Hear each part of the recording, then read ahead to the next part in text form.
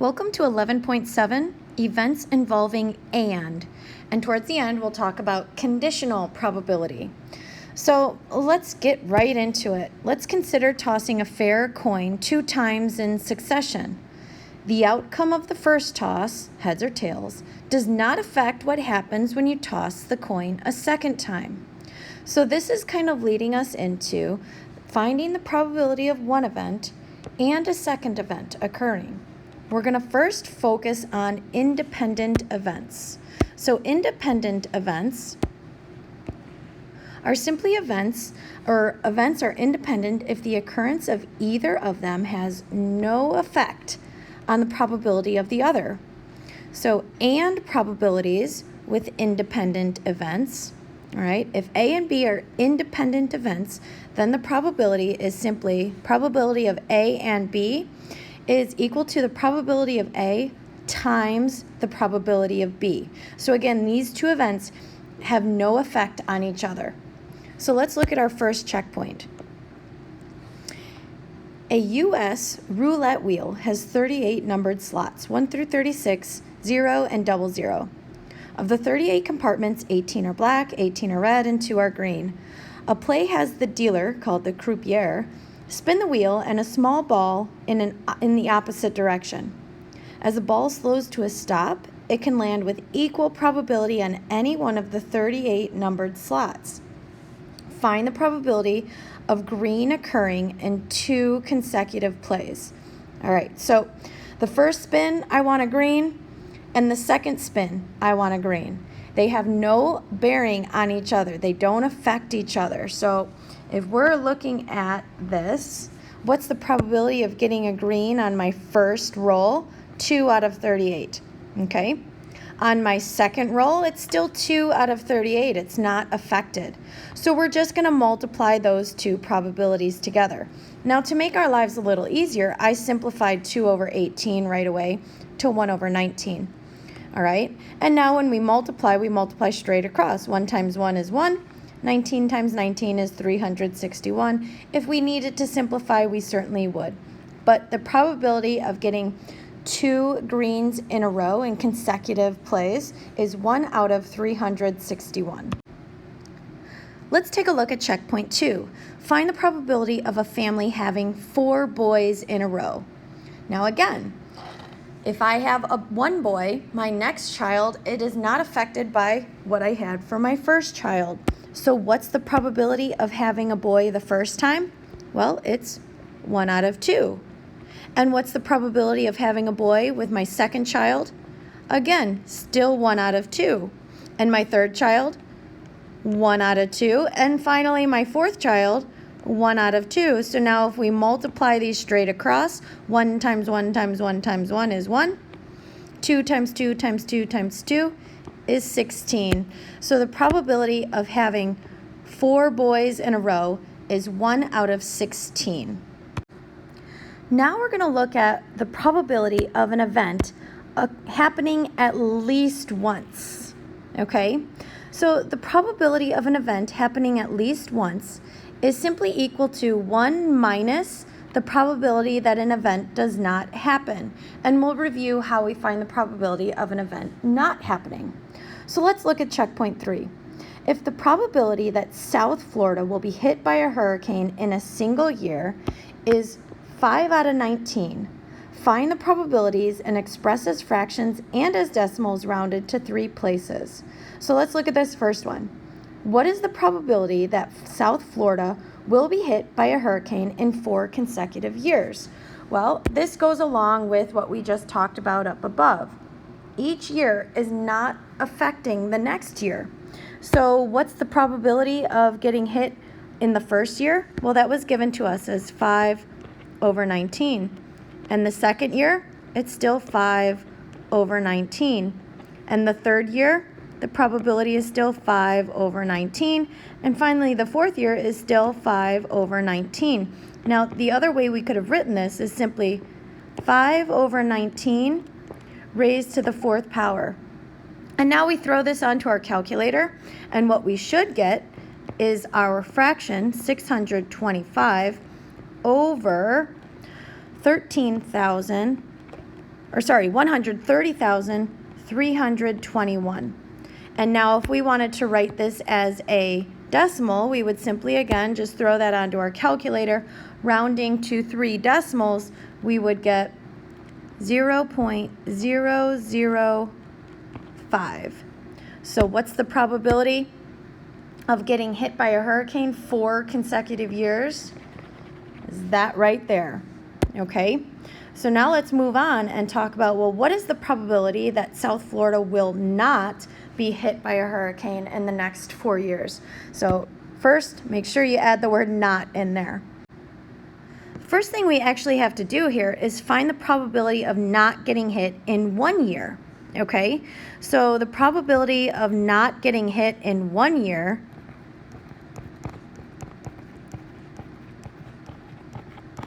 is simply going to equal, remember, 1 minus the probability of getting hit in a single year, which is 5 out of 19. So if we take 1 minus 5 out of 19, we'll get 14 out of 19. Instead of 1, we can think of that as 19 over 19. So now moving forward, what's the probability of not being hit in 4 years? Well, the probability of not being hit in 1 year is simply 14 out of 19. So the probability of not being hit in 4 years is going to be 14 out of 19 raised to the 4th power. Now we could have just multiplied that out 4 times, 14 over 19 times 14 over 19, etc. Or we can simply rewrite it like we did in the previous example. So what do we get? Well, we get a really big number, but if we throw this onto our calculator, to get a decimal rounded to 3 decimals, we should get 0.295 is the probability of not getting hit in 4 consecutive years. Okay, so now if we continue on with this same example, what is the probability that South Florida will be hit by a hurricane at least once in the next 4 years? Okay, so remember from before, the probability of at least once is 1 minus the probability of not getting hit in those 4 years, okay? Or the probability, 1 minus the probability of not. Well, we're just going to add this. So the probability of at least once in 4 years is going to be 1 minus the probability of not getting hit in 4 years, is what we found in the previous example, was 0.295. Okay, so as we throw this on, we'll get the probability of at least once in 4 years is simply going to be 0.705. So there we have it. Hopefully we don't get hit at all. Well, we're not living in Florida, so that's a good thing. Now we're going to move on to dependent events. So let's suppose there are 20 mouth-watering pieces of chocolate in a box. You want 2, and you prefer the chocolate-covered cherries. The problem is that there are only 5 chocolate-covered cherries, and it is impossible to tell what is inside each piece. They're shaped exactly alike. So the probability of choosing a chocolate-covered cherry is going to be 5 out of 20. There's 5, and there's a total of 20 chocolates, or we can simply say 1 over 4. Suppose you chose a chocolate-covered cherry on your first pick. All right. Now, there are only 9 pieces left and only 4 chocolate cherries left. This changes your probability of a chocolate-covered cherry to what? So now, we have to think about this. Well, how many cherries are left? Well, there are 4 left, but out of how many chocolates now? Well, 4 out of 19. So it changes the probability the second time around to be 4 out of 19 because I already picked and ate a chocolate-covered cherry. So this leads us into our dependent events. So events are dependent if the occurrence of one of them has an effect on the probability of the other, just like the chocolate-covered cherries. And probabilities with dependent events have the following formula, okay? So P of A and B is equal to the probability of A times the probability of B given that A has occurred, meaning our probability of that second event is changed based on what happened in A. So if we take a look at this, and we say, okay, what is the probability of choosing 2 chocolate-covered cherries in a row? Well, if we look at it, the first value, the first event was 5 out of 20. But after I pick that, that's going to change the probability of my second event. The probability of a cherry given 1 was already selected. So now I only have 19 pieces to choose from, and there's only 4 cherries left. So now we can just multiply across, but to make our lives easier, 5 over 20 simplifies to 1 over 4, and then we have times 4 over 19, and we can see that the 4's will cancel, so we get our probability of 1 over 19 chance of this happening. I want you to take a look at checkpoint number 4. You are dealt 2 cards from a 52 card deck. Find the probability of getting 2 kings in a row. So I pull a king, I get it, then what's the probability of my next event? Give it a try, come back and check. So looking at it, what's the probability of my first time picking a king? Is 4 out of 52. Remember, there's 4 cards in a deck, 52 total. But since I've already chose a king the first time, now there's only 3 kings left out of 51 cards. So this changes the game. Okay, so hopefully you got that set up right. Now let's just go through and simplify everything. So 4 over 52 is really 1 over 13. And 3 over 51 really simplifies as 1 over 17. Now we can multiply straight across, and we're left with 1 over 221. So hopefully you got that as well, or sorry, 221, not 222. Okay?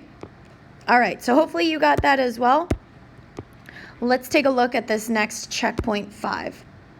So you are dealt 3 cards from a 52 card deck. 3 cards this time. How's that going to change the game? So find the probability of getting 3 hearts. Go ahead, set it up. Let's see what you get. Okay, hopefully you have your setup the same as me. The first time pulling a heart, I have 13 out of 52 chances. If I get a heart, now I'm down to 12 hearts out of 51 cards. And then the third time, I've gotten 2 hearts prior. Now I'm only down to 11 hearts remaining out of 50 cards. So as we go through and we simplify, 13 out of 52 goes to 1/4. 12 out of 51 goes to 4 out of 17. And 11 out of 50 stays 11 out of 50. And now we can just simplify. The 4's will cancel, and as we multiply on through, 1 times 11 is 11, 17 times 50 is where we get 850, and it doesn't simplify any further than this. We're now getting into conditional probability. All right, so conditional probability is the probability of event B, assuming that event A has already occurred. This is denoted by P, the probability of B given A. That's what this vertical line represents. The probability of B happening given A has already occurred. All right, so let's take a look at some examples on the next page. Okay, checkpoint 6. A letter is randomly selected from the letters of the English alphabet. Find the probability of selecting a letter that precedes H given the outcome is a vowel. Do not include the letter Y among the vowels. All right, so let's take a look at just our setup. I want to know the probability that the letter precedes, that should say precedes H, given that we already know it's a vowel, okay? So if I'm thinking, this is my set that I'm working with, here are my vowels. I already know I chose a vowel. So what's the probability of getting a letter that precedes H? So let's take a look at our subset. Well, if I'm looking at our subset of vowels, we should see that A comes before H, E comes before H, and that's it. So those are the only 2 letters that precede H, okay, from the vowels. So what is our probability that the letter precedes H, given that we are already in the vowel subset? Well, I have 2 vowels that precede H out of 5. So our probability is going to be 2/5. Try this next one on your own with the little hint that I gave you. So checkpoint 7 says you are dealt 1 card from 52 card deck. Find the probability of getting a black card given the card you are dealt is a spade. So I want the black card. I'm given the fact that I have a spade. So we're looking at our subsets. I know I had pulled a spade already, okay? So what's the probability of pulling a black card? Give it a try, see what you get. This was actually kind of a trick question. Of the spades, how many are black? Well, all of them are black. So if I know that I have a spade, that's 13 cards. Of those, 13 are already black. So we have 13 over 13. So the probability of pulling a black card when I already know I have a spade is 1, 100%. But let's change it up. Find the probability of getting a spade given the card you were dealt is a black card. So here's my little hint, right? This is what we want, the probability of getting a spade, given we know we already have a black card. So our subset is going to be 26 black cards. So go ahead and find the probability. Okay, so did you get 1/2 like I did? So there's 13 spades within the set of 26 black cards, right? The other set is clubs. So we have 13 out of 26, or 1/2. Our last checkpoint is going to look at this diagram or this table to the right. So find the following probabilities for a U.S. woman aged 40 to 49. Express the probabilities as decimals and, if necessary, round to 3 decimals. So we want to know the probability that the woman has a positive mammogram given that she has breast cancer. Okay, so probability, positive mammogram, given she has breast cancer. So where do we look? Well, we look at our given. Our given is that she has breast cancer, right? So of those that have breast cancer, we're looking in this column, okay? So if she has breast cancer, what's the probability of a positive mammogram? So here's the positive mammogram, and now we just set that up accordingly. So the positive mammogram is going to be 720 out of the total number of breast cancer patients, 800. So the probability of a positive mammogram, given that she has breast cancer, is 720 over 800, but now we simplify that to be 9 out of 10, or simply 0.9. All right, what about the reverse? What if we're looking at the probability that she has breast cancer given that she has a positive mammogram? So now we're looking in a different column, or sorry, different row, different column. So now I know that she has a positive mammogram. So now I'm going to highlight that in yellow. We know she has a positive mammogram, okay? What's the probability of having breast cancer? Well, again, we're still looking at this portion here, breast cancer given positive mammogram. So now as we set up our probability, the number of people that have breast cancer is going to be 720, but has a positive mammogram. That changes. The total that have a positive mammogram is going to be 7,664. So when we simplify that, and you can use your calculator, we get 45 over 479, or as we simplify to 3 decimals, we would get 0.094 as our final answer. So all in all, if we were looking at the formula for conditional probability, we have this formula here. The probability of event B given event A has occurred is going to be the number of outcomes common to B and A over the number of outcomes in A. If you have any questions, make sure you ask in class.